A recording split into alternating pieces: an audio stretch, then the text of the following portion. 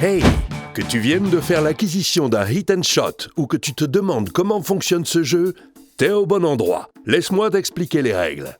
Hit and shot, c'est un jeu d'adresse français qui va te permettre de t'éclater en famille ou entre amis.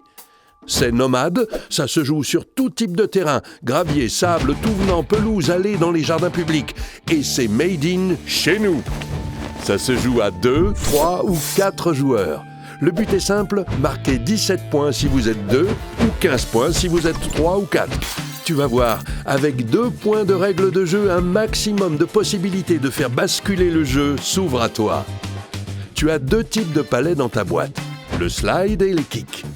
Le slide, c'est un peu comme un cochonnet, il se joue à l'envers. Les kicks vont te servir à marquer des points.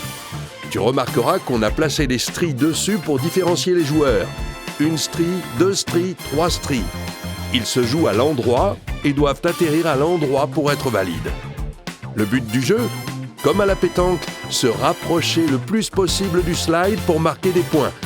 Sauf qu'avec Hit and Shot, on a un enjeu supplémentaire. Faire basculer le slide pour gagner 3 points bonus, même si tu n'es pas le meneur. Comment on fait ?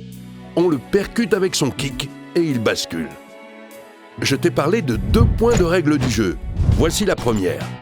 Le slide se joue à l'envers, face bombée vers le sol, à 3 ou 6 mètres de distance. La meilleure façon, c'est de t'accroupir et de le laisser glisser au sol. Tu as 2 essais. Sinon, c'est à ton adversaire de lancer le slide. Le kick se joue à l'endroit, face bombée vers le ciel, et doit atterrir dans le même sens. Si le kick arrive face bombée vers le sol, celui-ci n'est pas valide.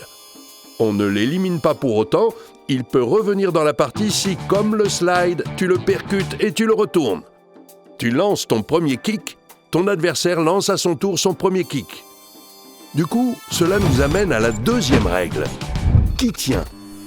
On évalue les distances en fonction du point de centre. C'est ce petit point que tu vois au centre de chaque kick et du slide. Pour marquer le point, 2 conditions doivent être réunies. Être le plus proche du slide, comme à la pétanque, et le point de centre doit être visible.